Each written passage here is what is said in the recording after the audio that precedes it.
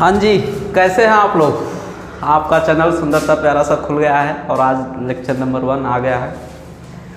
Class 10th का revision भी चल रहा है और रिवीजन की पहली सीरीज में है केमिकल रिएक्शन का, यानी पहला चैप्टर जो है रासायनिक अभिक्रियाएं एवं समीकरण, उसी का आया है पहला लेक्चर। इसमें हम लोग कुछ लोग पहले इंट्रोडक्शन डिस्कस करेंगे, फिर उसके बाद धीरे धीरे हम लोग आगे की बातें करते चलेंगे। तो चैनल खुल गया है तो चैनल को सब्सक्राइब भी कर दीजिएगा और लाइक भी कर दीजिएगा। धन्यवाद। आगे आइए, चलिए हम चैनल शुरुआत करते हैं। तो पहला चैप्टर का नाम है रासायनिक अभिक्रियाएं एवं रासायनिक समीकरण।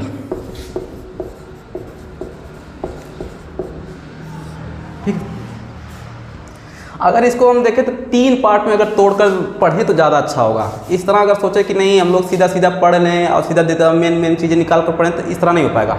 अगर हम लोग सीधा अगर देखें तो इसको 3 पार्ट में तोड़ते हैं। पहले में हम लोग डिस्कस करेंगे भाई, जैसे रासायनिक अभिक्रिया के बारे में, ये क्या होती है, इसकी परिभाषा क्या है। इसी के अंतर्गत हम लोग पहले ये डिस्कस करेंगे भाई इसकी परिभाषा क्या होगी। दूसरी बात है इसका समीकरण क्या है। तीसरी बात इस समीकरण को लिखना कैसे है, समीकरण लिखना सीखेंगे। चौथी बात आपकी है समीकरण को संतुलित करना, यानी संतुलित रासायनिक समीकरण, रासायनिक समीकरण।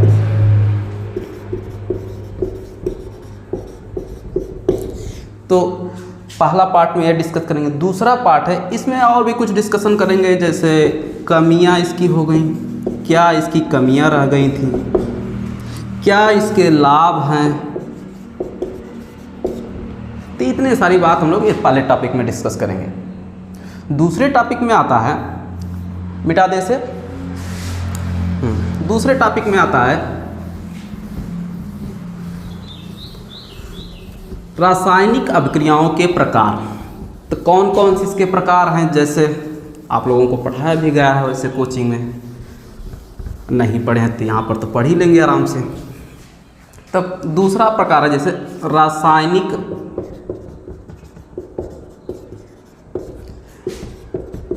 अभिक्रिया के प्रकार, कि हमारे सर जी संसार में कितने प्रकार की अभिक्रियाएं होती हैं, कितने प्रकार की नहीं होती हैं। सर जी कहीं टूट रहा है, कहीं जुड़ रहा है, कहीं प्रकाश ऊष्मा निकल रही है, कहीं ऊष्मा शोषी, कहीं ऊष्मा क्षेपी, क्या क्या रिएक्शन है उसके बारे में डिस्कस। तो इसमें हम लोग पढ़ेंगे पहली अभिक्रिया, जैसे संयोजन अभिक्रिया पढ़ेंगे। संयोजन का ही हम लोग दूसरा नाम देते हैं भाई योगात्मक अभिक्रिया। तीसरा नाम अगर दे देते युग्मन अभिक्रिया इसको बोलते हैं। तो इसके 3 नाम मिल गए। धीरे धीरे अगर देखा जाए तो पेपर में दोनों नाम पूछे जा चुके हैं बोर्ड में अभी तक में। इसमें हम लोग बैठ देखेंगे कि भाई 2 या 2 से अधिक अगर मिला दिए जाए तो एक ही बनता है इसमें उत्पाद, ज़्यादा नहीं, केवल एक बनेगा। दूसरा इसी में हम लोग ये भी पढ़ेंगे भाई असंतृप्त हाइड्रोकार्बन से संतृप्त हाइड्रोकार्बन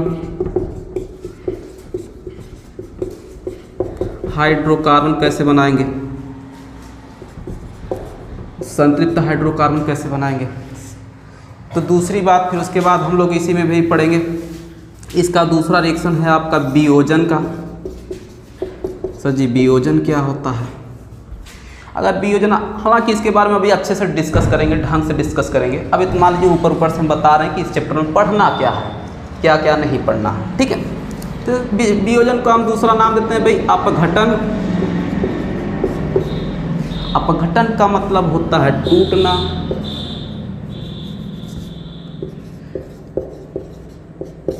अपघटन का मतलब क्या होता है? टूटना। इसमें हम लोग पढ़ेंगे ऊष्मीय वियोजन या ऊष्मीय अपघटन। दूसरा हम लोग पढ़ेंगे प्रकाश अपघटन। जो अभिक्रियाएं क्या होती हैं प्रकाश की उपस्थिति में क्या करती हैं, 2 या 2 से अधिक भागों में टूट जाती हैं, उसको प्रकाश अपघटन में पढ़ेंगे। एक और पढ़ेंगे, देखा जाए तो विद्युत अपघटन। कौन सा भाई? विद्युत अपघटन पढ़ेंगे। तो इसमें कौन सा 3 लेक्चर हो गए, मतलब इसमें तो समझ गए भाई। यहाँ ही बस, इससे ज़्यादा प्रश्न नहीं आएंगे कि मतलब इससे बाहर से कहीं से, यहाँ एनसीईआरटी में इससे ज़्यादा डिस्कस ना किया गया, और भी कई बुकों में किया गया, लेकिन इस आपको इतना ही पढ़ना है, इससे ज़्यादा नहीं पढ़ना। इससे ज़्यादा पढ़ेंगे कोई फ़ायदा ना पेपर में आएगा। 11th में इसके बारे में भी इसी का आधा डिस्कस किया गया है। तो इसको नोट कर लीजिए, कापी कलम तो लेकर बैठे होंगे, आराम से थोड़ा इसको नोट करते चलें तो ज़्यादा अच्छा होगा। नोट कर लिए? तो तीसरा सर जी क्या करेंगे, अभी आपने वियोजन देखा, वियोजन के बाद और भी अपक्रियाएं होंगी, जैसे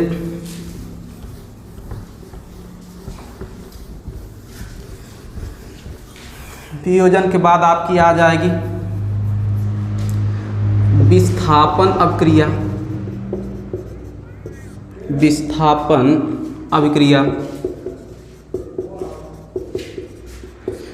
तो तीसरा मान लीजिए, तीसरी अपक्रिया ये हो गई।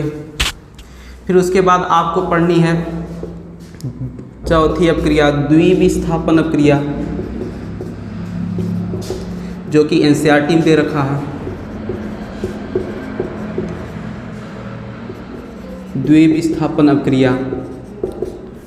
फिर इसके बाद इसी को अवक्षेपण अपक्रिया के रूप में भी हम लोग पढ़ेंगे, या इसका दूसरा नाम है भाई, तो देख लें तो उभय अपघटन अभिक्रिया। उभय अपघटन अभिक्रिया, इसका क्या नाम है भाई? उभय अपघटन अभिक्रिया। इसके पढ़ने के बाद हम लोगों का तीसरा टॉपिक शुरू होगा। ठीक है, यहाँ पर एक चीज़ और डिस्कस करेंगे, जैसे 5वें में आप लोगों को ये पढ़ा देंगे हम लोग, ऑक्सीकरण अभिक्रिया क्या होती है।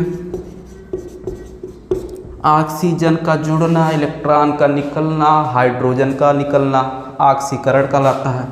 तथा इसी के साथ हम लोग पढ़ेंगे अपचयन अभिक्रिया। क्या पढ़ेंगे भाई? अपचयन अभिक्रिया। सर जी दोनों को मिला दें तो एक और रिएक्शन मिलता है, उसका नाम होता है रेडॉक्स। रेडॉक्स अभिक्रिया। इसी रेडॉक्स अभिक्रिया का एक दूसरा नाम है अपचयोपचय अभिक्रिया। क्या नाम है भाई? अपचयोपचय अभिक्रिया। ठीक, इतने टॉपिक्स हमको क्या करने हैं दूसरे टॉपिक में। तीसरे में हम लोगों को देखना है, यह भी हमारे 2 प्रकार है। हमने कहा भाई इसको 3 खंड में डिवाइड किए हैं भाई। अगर देखा जाए तो पहला क्या था भाई? रासायनिक अभिक्रिया एवं समीकरण में है, जो इसका नाम है। ठीक है, रासायनिक अभिक्रिया कि जो इसका नाम है। दूसरा रासायनिक अभिक्रिया के प्रकार। तीसरा क्या रहेगा भाई? अब तक तो हमारे प्रकार हो चुके हैं। कितने प्रकार थे भाई? अब ध्यान दें, रासायनिक अभिक्रिया का संयोजन था, वियोजन देखें। ठीक है, फिर उसके बाद आप देखें भाई विस्थापन देखें, द्विविस्थापन देखें, ऑक्सीकरण हुआ, अपचयन हुआ, और इसी का ऑक्सीकरण का दूसरा नाम है उपचयन। क्या नाम है भाई? उपचयन। इसी ऑक्सीकरण का दूसरा क्या नाम है? उपचयन। तो अब हम देखेंगे ऑक्सीकरण अभिक्रिया का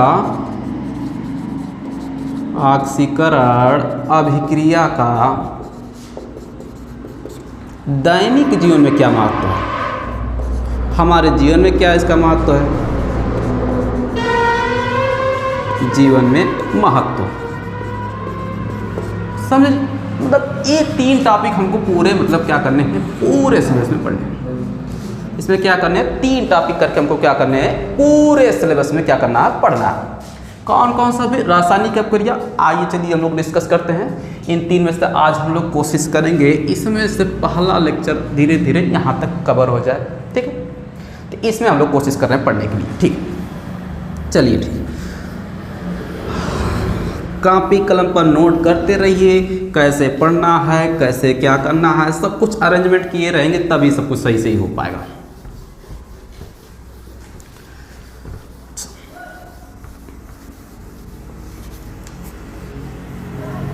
ठीक, तो हाँ जी, अब यहाँ से हम लोग शुरुआत कर रहे हैं चैप्टर की। चैप्टर में क्या क्या पढ़ना है, कैसे पढ़ना है। जैसे कि आप लोग जानते हैं संसार का एक नियम है भी, क्या करना, कभी ना कभी क्या होते रहते हैं, परिवर्तन होते रहते हैं। ज़रूर होंगे भाई, क्या कोई था बदल गया, फिर कुछ लोग होते हैं ऐसे। वैसे संसार में भी कुछ प्रकृति होती है, वो धीरे धीरे क्या होती है, परिवर्तित हो जाती है। तो 2 तरह के अगर आप देखें तो 2 तरह के आपको परिवर्तन मिलेंगे। सर जी कौन कौन सा? तो पहले आपको मिलेगा भौतिक परिवर्तन, दूसरा मिलेगा रासायनिक परिवर्तन। कौन सा मिलेगा भाई? रासायनिक परिवर्तन। 2 सर जी कैसे पहचानेंगे इसको, ये परिवर्तन हो रहा है हमारे लाइफ में या कहाँ पर हो रहा है? तो इसको पहचानने का सबसे बेस्ट तरीका है भाई, इसके रंग में परिवर्तन हो रहा होगा, आकृति में परिवर्तन हो रहा होगा, तापमान में परिवर्तन हो रहा होगा। तापमान में जैसे घनत्व हो गया, पिघलना हो गया, ये भी तापमान का ही रूप है। पिघलना हो गया, जमना हो गया, आदि सारी क्रियाएं ये सब जो होंगी क्या होंगी भाई? भौतिक परिवर्तन में सम्मिलित की जाएंगी। ये वाली बातें क्लियर है, ठीक। तो जी रासायनिक परिवर्तन में किसको रखेंगे? रासायनिक परिवर्तन में ऐसे को हम रखेंगे कि जिससे कोई नया अगर पदार्थ 2 या 2 से अधिक पदार्थ को मिला दें, कोई नया पदार्थ बने तो उसको हम दोबारा हम चेंज ना कर सकते हैं, ऐसे परिवर्तन को हम उसमें रखेंगे।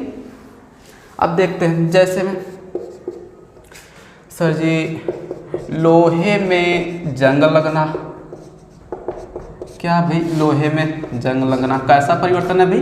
रासायनिक परिवर्तन है। लोहे में जंग लगना किस प्रकार का परिवर्तन है? रासायनिक परिवर्तन है, ठीक है। ये वाली बात क्लियर। अच्छा अगला देखिएगा, और कौन सा सर जी? दूध का दही बनना, दूध का दही बनना एक ऐसा परिवर्तन है भाई? रासायनिक परिवर्तन है। मैग्नीशियम का जलना, मैग्नीशियम का जलना कैसा परिवर्तन है भी? रासायनिक परिवर्तन है। इसी के आधार पर आपकी पूरे चैप्टर की जो अभिक्रिया है तो समझ गए होंगे भी कौन सा आधार पर ये सब आई गई हैं। तो अगर ध्यान से देखेंगे तो सब यहाँ पर किसकी बात की जाएगी? रासायनिक परिवर्तन की बात की जाएगी।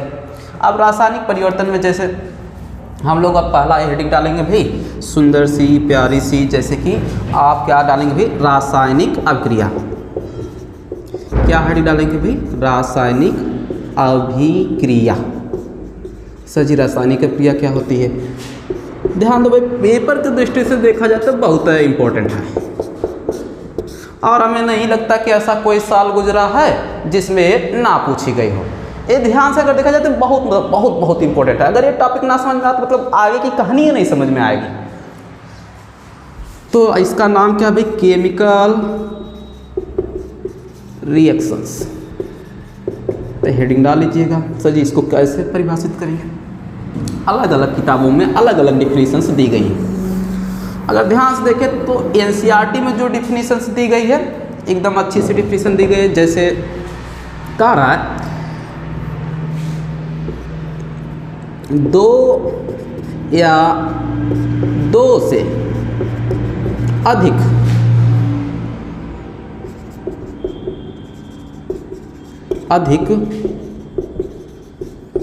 पदार्थ मिलकर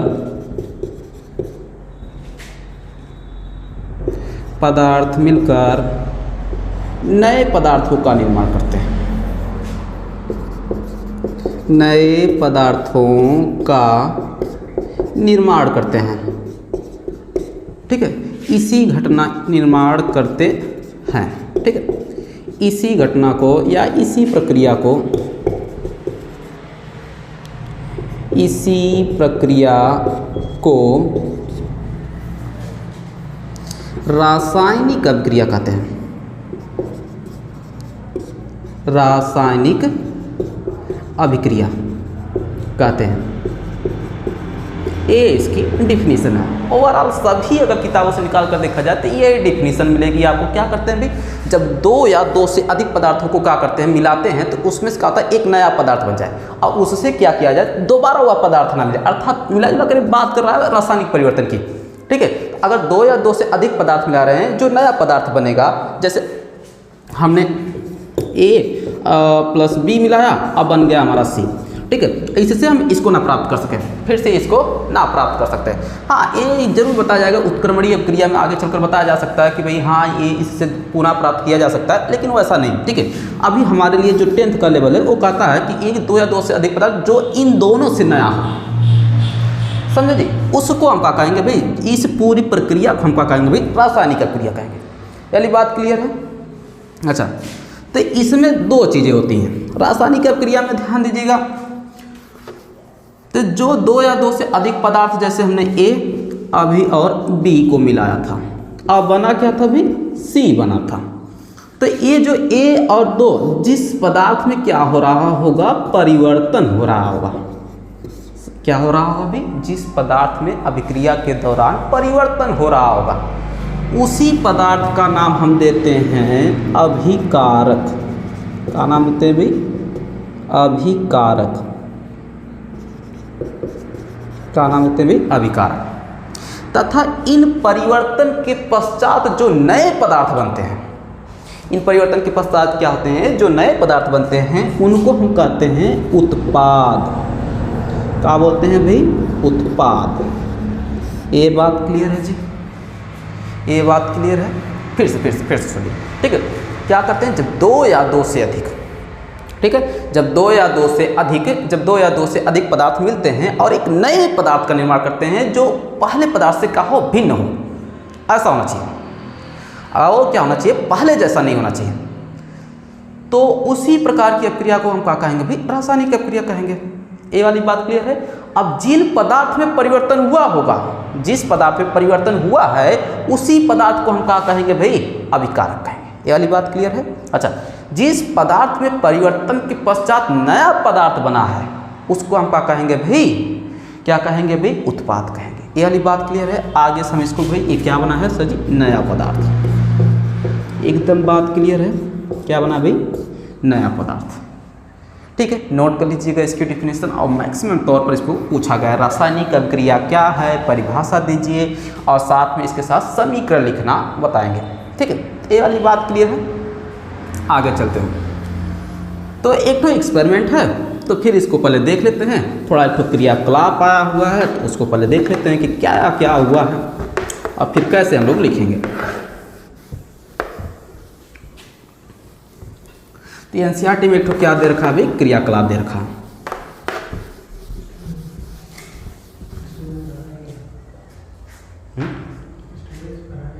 क्या है, ठीक है, अच्छा, ठीक है। आगे देखते हैं भाई क्रियाकलाप क्या करा है। क्रियाकलाप में क्या किया गया है, एक बंदा है, वो क्या कर रहा है, ऐसे मैग्नीशियम का एक टुकड़ा ले लिया है। क्या ले लिया भाई, मैग्नीशियम का टुकड़ा ले लिया, और इस मैग्नीशियम के टुकड़े को वो क्या कर रहा है, जला रहा है। कह रहा है कि आप पहले एक मैग्नीशियम का टुकड़ा लीजिए और एक बर्नर ले लीजिए। अब मैग्नीशियम के टुकड़े को साफ कर लीजिए भाई। इसको क्या कर लीजिएगा, पहले बात है किसका टुकड़ा भाई, मैग्नीशियम का टुकड़ा है। ठीक है, इसको साफ कर लीजिए, रगड़ लीजिएगा थोड़े से। अब ये एनसीईआरटी में एक क्वेश्चन पूछ रखा है कि मैग्नीशियम के टुकड़े को क्यों साफ करते हैं, क्या कारण है इसका। तो पहली बात तो यहाँ पर मैग्नीशियम का जो टुकड़ा है, या जो रिबन इसको बोलेंगे हम, इस टुकड़े को क्या बोलेंगे भाई, रिबन बोलेंगे। ठीक है, इस टुकड़े को हम क्या बोलेंगे आगे चलकर, रिबन। ठीक है, किसका रिबन है भाई, मैग्नीशियम का। ठीक है, इसको साफ इसलिए करते हैं ताकि यह क्या करे, ऑक्सीजन की उपस्थिति में अच्छे से इसमें जल सके। दूसरी बात, इस पर उपस्थित अनेक धूल पदार्थ जो होंगे, धूल मिट्टी के पदार्थ होंगे, वो हट जाए। यही दो कारण है इसके लिए साफ। तो ऐसे हाथ तो डायरेक्टली तो कर नहीं सकते, तो इसके लिए एक तो पकड़ ले लीजिएगा। कुछ इस प्रकार से।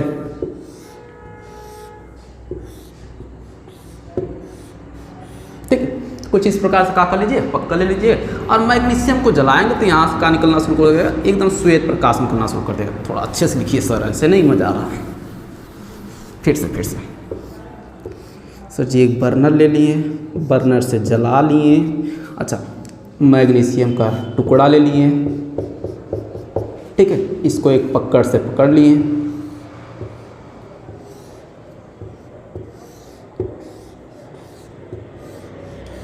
कुछ इस प्रकार। ठीक है, तो एक इसका भी मैग्नीशियम, तो लिख लेते हैं मैग्नीशियम।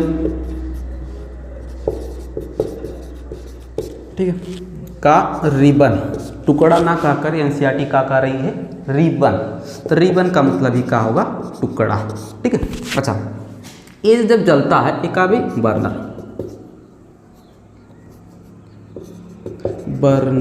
ठीक है, ठीक है, अब सही लग रहा है। ठीक है, तो यहाँ से क्या निकलता है भाई, श्वेत प्रकाश निकलता है। ठीक है, श्वेत प्रकाश निकलता है जैसे कि वेल्डिंगों में आप लोगों ने देखा होगा, उस प्रकार का एकाग्रता प्रकाश निकलता है। तो और ये क्या होता है, धीरे धीरे जल जाता है। तो हमें यहाँ पर एक ठो कह रहा है कि भाई क्या कर लीजिए, चाइना डिश या तो प्याली ले लीजिए। क्या ले लेंगे भाई, चाइना डिश या तो प्याली, कुछ इस प्रकार से। ठीक है, तो यहाँ से जैसे ही जलेगा तो श्वेत प्रकाश निकलेगा, श्वेत प्रकाश, जैसे कि आप लोगों ने अपने घरों के आसपास या बाजारों में क्या होगा, बिल्डिंगों को में देखा होगा, कुछ इस प्रकार से। ठीक है, तो थोड़ी देर बाद देखेंगे तो मैग्नीशियम का होता है जलकर राख हो जाता है। तो राख उसका कुछ पाउडर नुमा हो जाता है, कुछ यहाँ पर क्या होगा भाई, राख। क्या करेंगे भाई, इसको हम क्या कर सकते हैं, मैग्नीशियम का धूल कह सकते हैं, मैग्नीशियम का धूल कह सकते हैं, कह सकते हैं। अब इसको हम क्या करते हैं, इस प्याली में एकत्रित कर लेते हैं, कुछ इस प्रकार से। तो एक्चुअल में क्या था, इससे तो क्लियर थोड़ी ना हो पाएगा, इससे किसी को क्या समझ में आएगा भाई क्या हुआ। मैग्नीशियम को सर जी जला दिए और फटाफट यहाँ पर राख बन गए, तो सर जी हम कागज़ को भी जला देते हैं तो कागज़ भी राख बन जाता है, लकड़ी को भी जला देते हैं लकड़ी भी राख बन जाता है। इसमें क्या डिफरेंस है, तो यहीं से शुरुआत होती है भाई कि इसके साथ हुआ क्या, क्यों ये राख बना, कारण क्या थी इसके राख बनने की। तो बाद में जब ध्यान से देखा गया तो ये मैग्नीशियम का धातु था, क्या था भाई, मैग्नीशियम का धातु था।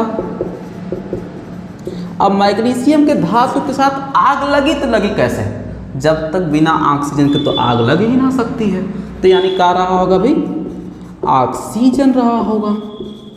क्या रहा होगा भाई, ऑक्सीजन रहा होगा। इन दोनों में कुछ हुआ होगा। ठीक है, अब कुछ हुआ और बन क्या गया भाई, मैग्नीशियम का बन गया भाई, मैग्नीशियम ऑक्साइड बना है, जिसके कारण क्या हो रही, धूल थी। अच्छा, थोड़ा यहाँ ध्यान देखेंगे तो ये कैसा था भाई, रिबन था, ठोस था, तो हम कहेंगे भाई ये ठोस अवस्था में था। किस अवस्था में था, ठोस अवस्था में। ये किस अवस्था में था भाई, गैस अवस्था में। किस अवस्था में था भाई, गैस अवस्था में। ये क्या बना है जी, ये तो इसमें तो दोनों है, मैग्नीशियम भी ऑक्साइड भी है, तो ये क्या होगा, तो सर जी ये चूड़ है, क्या है भाई, ये क्या है, चूड़ है, किसका भाई, मैग्नीशियम ऑक्साइड, हम शॉर्टकट फॉर्म लिख दे MgO। ठीक है, ये किसका भाई, चूड़ है भाई, MgO का चूड़ है, मतलब मैग्नीशियम ऑक्साइड का क्या है, चूड़ है, समझे जी, कुछ इस प्रकार। ठीक है, तो यहाँ पर हुआ क्या, तो ये भी पता चला कि अब चूड़ को हम किस में हमेशा लेंगे भाई, ठोस में लेंगे। क्या है, अर्थात चूड़ में तो क्रिस्टल ही है छोटे छोटे। ठीक है, तो कहा है भाई चूड़ है, यानी ये कहा है ठोस अवस्था में आ गया। ठीक है, तो थोड़ा ध्यान से अगर देखा जाए तो ये तो ठोस था, समझ में आ रहा है कि ये अभी भी ठोस है, परंतु एक गैस था और ठोस बन गया। यहाँ पर कुछ तो हुआ होगा, क्या हुआ यहाँ पर, थोड़ा ध्यान से अगर देखें तो यही है। तो दूसरी दिक्कत हम क्या करेंगे, रासायनिक अभिक्रिया की पहचान। दूसरी हेडिंग डाल दीजिएगा, इस क्रियाकलाप को और नोट नहीं करना है, समझना है क्यों। ठीक है, तो दूसरी हेडिंग डाल देंगे आप लोग, थोड़ा मिटा कर डालें यहाँ पर अच्छे से, रासायनिक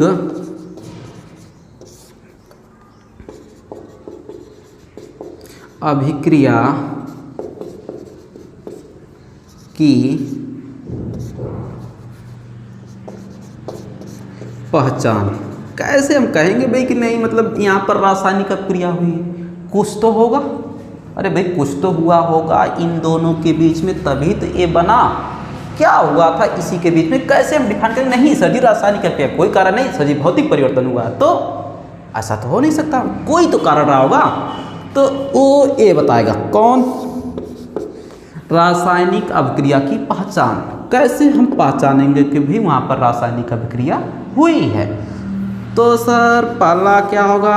अवस्था में परिवर्तन।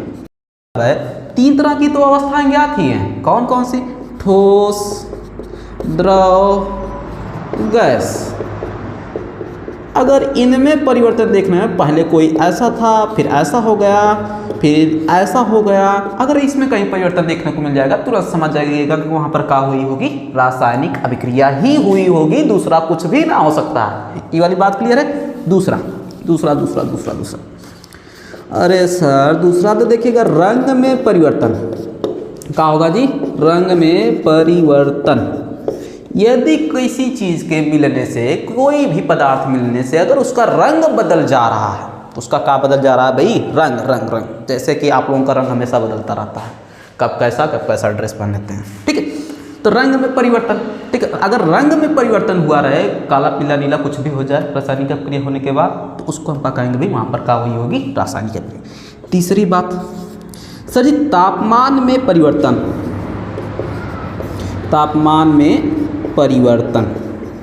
अभिक्रिया होने के बाद यदि तापमान बढ़ रहा है या घट रहा है, तो उसी में भी क्या हुआ होगा? कहीं ना कहीं रासायनिक अभिक्रिया हुई होगी, ये ध्यान रहे, ठीक है। चौथी बात क्या है सर जी? चौथी बात क्या है?